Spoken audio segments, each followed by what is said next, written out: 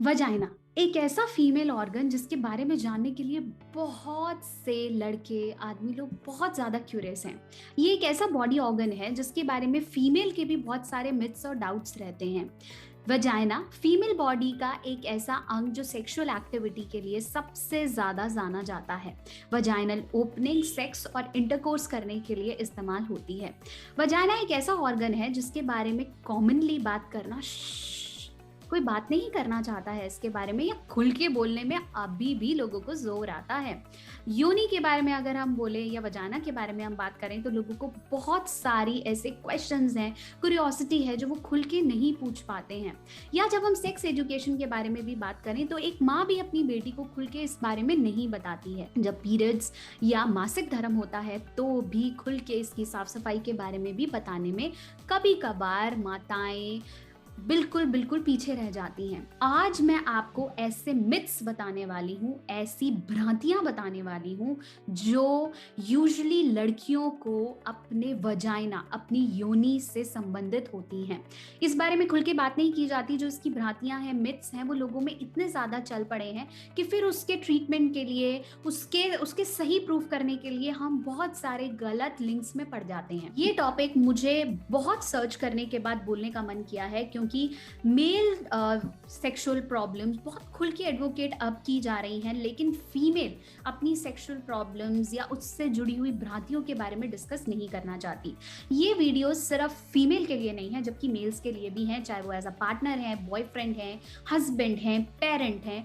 ये बातें, ये भ्रांतियां उन्हें भी समझनी चाहिए ताकि वो अपने पार्टनर, अपने बच्चों के साथ, अपनी गर्लफ्रेंड के साथ इन्हें ओपनली एडवोकेट कर सके। और ये वीडियो सेक्सुअल एजुकेशन की सबसे बड़ी मिथ बस्टिंग वीडियो है। तो चलिए शुरू करते हैं, लेकिन इससे पहले मेरी इस वीडियो को लाइक करें, शेयर करें, क्योंकि शेयर करना सबसे ज्यादा जरूरी है, स्पेशली अपने फीमेल फ्रेंड्स के साथ, अपनी गर्लफ्रेंड के साथ। और साथ साथ मेरे चैनल को सब्सक्राइब करना नहीं भूलें, बेल आइकन प्रेस कर दीजिए ताकि बहुत सारी और ऐसी मिथ बस्टिंग वीडियोस लेकर सेक्सुअल काउंसलिंग से रिलेटेड मैं आपसे मिलती रहूं। तो चलिए शुरू करते हैं। तो आज मैं आपको बता रही थी वजाइना के बारे में। वजाइना बोलने में जितना जितना ज्यादा बड़ा है उतना उसके बारे में बात करने पे इशू है। योनि, वजाइना सेक्सुअल इंटरकॉर्स का सबसे ज्यादा अराउजल इंक्रीजिंग प्लेस है। यहीं से ही पेनिस की पेनिट्रेशन होती है और फिर सेक्सुअल इंटरकॉर्स का जो नॉर्मल ड्यूरेशन है उसे एंजॉय किया जाता है। वजाइनल ओपनिंग बेबी के डिलीवरी का सबसे लास्ट पाथवे है जहां से बच्चा बाहर आता है नॉर्मल डिलीवरी के दौरान। वजाइना की केयर, उसका डिस्चार्ज, इससे रिलेटेड लोगों को बहुत सारे मिथ्स हैं जो मैं आज इस वीडियो में क्लियर करना चाहूंगी। और अगर आपके साथ ऐसा होता है या आप ऐसा महसूस कर रही हैं तो कितना ध्यान देने की जरूरत है, कितना ट्रीटमेंट करने की जरूरत है, किस डॉक्टर के पास जाने की जरूरत है, मैं इस वीडियो में आपको बताऊंगी। तो चलिए, पहला मिथ जो हमने समझना है कि वजाइनल ओपनिंग्स के लिए, वजाइना की क्लीनिंग के लिए किसी भी तरह के प्रोडक्ट्स का यूज करना जरूरी नहीं है। बहुत से प्रोडक्ट्स आजकल मार्केट में आ रहे हैं जो क्लीनिंग के लिए बहुत ज्यादा जोर दिया जाता है, चाहे वो वी वॉश है, चाहे बहुत से और इंटीमेट एरिया क्लीनिंग प्रोडक्ट्स हैं कि आपको बहुत अच्छी स्मेल आने वाली है, आप फूलों की तरह महक जाएगा, आपको इचिंग नहीं होने वाली है।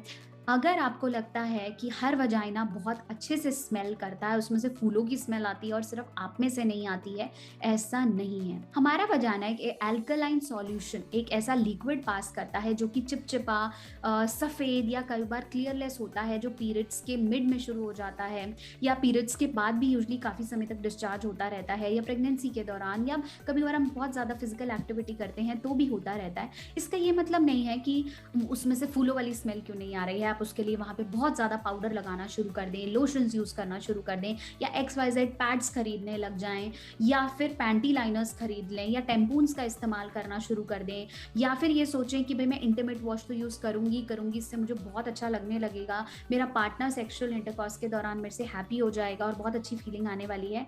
ऐसा जरूरी नहीं है। साथ साथ मैं एक और मिथ यहाँ बोलना चाहूंगी कि सोप्स का इस्तेमाल करना, कि मैं बहुत अच्छे से रगड़ूं अपनी वजाइनल ओपनिंग को सोप्स के साथ ताकि वो खुशबू देने लगे, ऐसा नहीं है।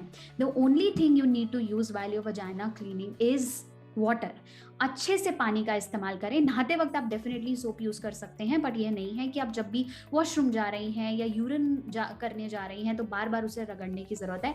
मोर ओवर इस तरह के प्रोडक्ट्स यूज़ करने से इचिंग, इरिटेशन, पता नहीं किस तरह के केमिकल्स यूज़ हो रहे हैं, बढ़ सकता है। Mild care, every time post sexual activity, every time after urine, every time if you have changed your clothes, I want you to just clean it thoroughly with water. पानी के साथ उसे अच्छे से साफ करें, बहुत ज़्यादा ज़रूरी है। मोरोवर अगर वजाना में सोप लगा रह जाता है या पाउडर लगा रहे हैं, that is a sign of an cervical cancer. तो कोशिश करें कि बहुत ज़्यादा इस तरह के मिथ्स से दूर रहें कि खुशबू आ जाएगी और वॉशेस बहुत ज़रूरी हैं। नेचुरली वाटर का इस्तेमाल, साफ सफाई, यूजुअली जब आप पैंटीज़ रेगुलरली चेंज कीजिए, कहीं ट्रैवल होकर आ रहे हैं तो क्लीनिंग पे ज़्यादा जोर डालिए, अच्छे वॉशरूम का इस्तेमाल कीजिए। साथ साथ अगर वहाँ हेयर ग्रोथ है तो टाइमली उसे क्लीन करें। ऐसा नहीं बोल रही हूँ कि आप हेयर रिमूव कर लीजिए या शेव कर लीजिए। I want you to have a hygienic vagina ताकि आपको इन्फेक्शंस ना हो। दूसरा जो मिथ बहुत ज़्यादा प्रोमिनेंट है वजाइनल ओपनिंग से रिलेटेड, कि वजाइना में टैम्पून्स घुस जाते हैं, लॉस्ट हो जाते हैं। टेम्पून्स क्या है पहले मैं इसे बताऊंगी। टेम्पून्स यूजुअली पैड्स का एक सब्स्टिट्यूट है। टेम्पून्स आपको मार्केट में बहुत कॉमन मिलेंगे, इतना छोटा सा एक टेम्पून होता है।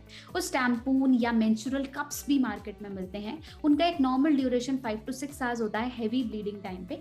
तब आप उन टेम्पून्स को जब अपने वजाइना में इंट्रोड्यूस करते हैं तो वो सारा जितना भी ब्लड है जो मेंस्ट्रुअल साइकिल में, मासिक धर्म में हो रहा है, उसको सारा एब्जॉर्ब कर लेता है। तो जब वो एब्जॉर्ब कर लेता है फिर आप वो टेम्पून निकाल के, उसमें थ्रेड अटैच होता है, आप उससे निकाल कर फेंकेंगे, फिर नेक्स्ट टेम्पून यूज करेंगे। पैड्स के झंझट से बहुत अच्छी टेक्निक है टेम्पून यूज करना, लेकिन ये एक बहुत कॉमन मेथड जो लोगों को टेम्पून नहीं यूज करने देता है या कप्स नहीं यूज करने देता है कि अगर आप उसे टाइम से नहीं निकालेंगे तो अंदर गुम हो जाएगा, लॉस्ट हो जाएगा, आपके यूट्रस में चला जाएगा, गर्भाशय में चला जाएगा। ऐसा नहीं है।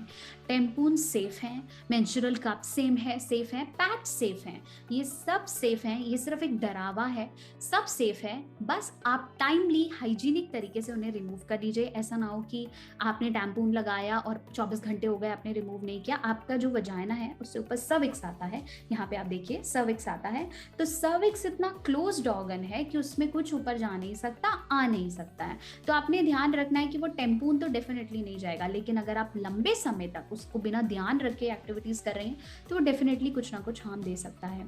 Then you will not able to find it. ऐसा कुछ नहीं है। तो this is another myth. Third और सबसे ज्यादा मुंहतोड़ मिथ है जो मैं यहाँ लेडीज और लड़कियों को कहती हूँ समझने के लिए, कि जो हमारा वजाइना है उसमें कभी भी डिस्चार्ज नहीं होगा। नेचुरली भी होगा, डिस्चार्ज होगा। और डिस्चार्ज होता ही इसलिए है ताकि वो आपकी बॉडी में जो फाइटिंग कैपेसिटी है उसे इम्प्रूव करता है। अब क्या है कि जैसे ही आपकी पैंटीज पे या आपने कहीं वॉशरूम किया, आपने क्लीन नहीं किया तो वहाँ पे इन्फेक्शन, तो हमारा वजाइना एक ऐसा हार्मोन, एक ऐसा डिस्चार्ज प्रोड्यूस करता है जिसमें ल्यूकोसाइट्स होते हैं, जिसमें फाइटिंग कैपेसिटी होती है, तो वो इन्फेक्शन को फाइट करता है। तो उस तरह का डिस्चार्ज होना नेचुरली ओके है। अगर वो क्लियरलेस है, उसका कोई कलर सॉर्ट ऑफ नहीं है और बहुत ज़्यादा डिस्चार्ज नहीं हो रहा है, कभी कभी वंस इन अ फॉरनाइट हो रहा है, या एक बार के लिए आपकी पेंटी गीली हो गई है लेकिन बहुत ज़्यादा नहीं है, तो it's completely okay and discharge is a completely okay procedure to fight for infections. तो डिस्चार्ज है, आप क्लीन करिए।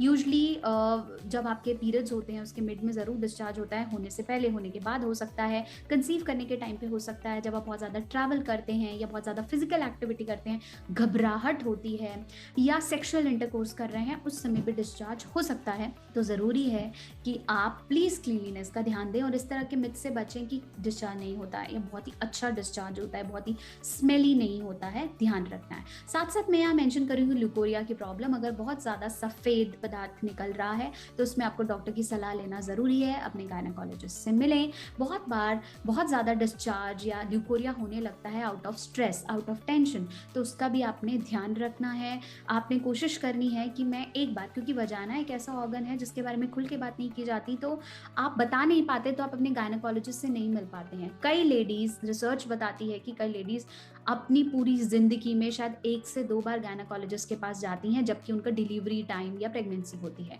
अदरवाइज़ नहीं जाती। जबकि after 30 once in a month, once in 2 month ज़रूरी है कि आप अपनी स्क्रीनिंग, सर्वाइकल कैंसर के केसेस बढ़ रहे हैं, वजाइनल कैंसर्स के केसेस बढ़ रहे हैं, तो उससे आप स्क्रीनिंग ज़रूर कराएँ। तो आशा करती हूँ कि ये वीडियो आपके बहुत सारे मिथ्स को दूर करने में कामयाब रही है। इसके साथ-साथ मैं आपको बोलूँगी कि वजाइनल टेयरिंग, इस पे भी एक बहुत जल्दी मैं वीडियो लेकर आऊँगी जिसके बारे में हम बात करेंगे।